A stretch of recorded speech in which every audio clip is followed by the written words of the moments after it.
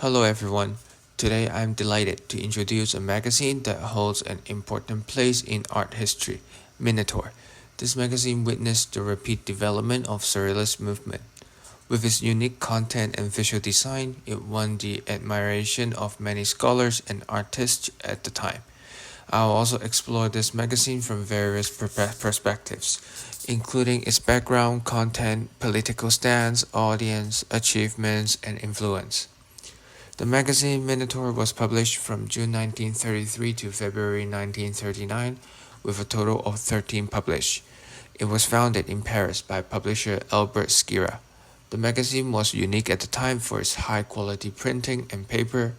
Its content mainly covered four areas: art, poetry, philosophy, and film, and it played a key role in promoting surrealist arts. Perhaps the most striking aspect of the magazine was its covers and illustrations. A total of 8 artists contributed to the magazine, including Max Ernst, Rene Magritte, Andre Masson, Joan Miro, Pablo Picasso, Henri Matisse, Marcel Duchamp, and Diego Rivera. Each of their works has become a classic example of Surrealist art. At this point, I would like to briefly introduce Surrealism. Surrealism is an art movement that emerged after World War I, emphasizing the exploration of subconscious, dreams, and the irrational world. Surrealist works are often characterized by unexpected elements, illogical juxtapositions, and absurd imagery. For example, Max Ernst's Elephant Slaps is a typical representative of this style. Next, I would also like to analyze the political reasons behind the emergence of Minotaure. First, early surrealism was closely linked to communism.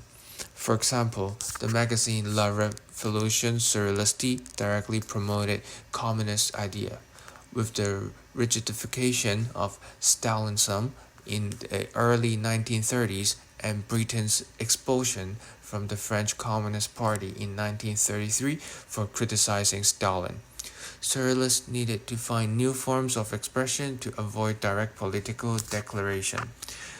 They chose to express their resistance through mythology, animal imagery, and subconscious metaphors. Minotaure is a practitioner of this strategy.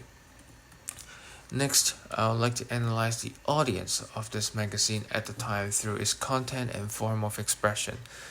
The magazine covered avant-garde art, psychology, literature, and philosophy. Therefore, the main audience of Minotaure at the time was intellectuals and creators in the European avant-garde art circle, as well as scholars interested in psychology and art. At the same time, the magazine often criticized bourgeois values. The content also attracted many radical young people who long for social change. Through its high quality content and visual design, the magazine successfully brought surrealism from a niche avant garde movement to the spotlight of mainstream culture. The following section is about the achievements of Minotaure magazine at that time. Due to the significant influence of its surrealist visual art, particularly its cover design, the magazine successfully propelled surrealism from a niche culture into the mainstream, attracting many readers outside the art world.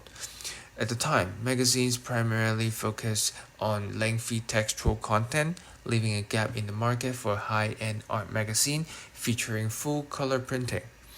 Minotaure effectively pioneered a new field.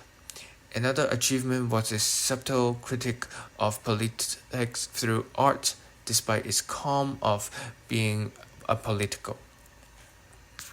The achievements of Minotaure are closely tied to its innovations.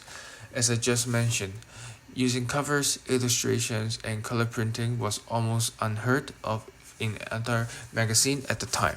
This innovative approach attracted a large readership. The subtle criticism of fascism through mythology and artwork was also an innovative form of expression, showcasing the powerful social function of art. Another key aspect was interdisciplinary integration. The magazine combined painting, photography, literature, and academic articles, and globalization. For example, The content not only cover French culture but also include cultural content from Africa and other regions. Minotaure has had a profound influence not only in the field of literature and art, but also in the publishing industry. For example, during World War II, its visual style was widely adopted by advertisers and commercial magazines.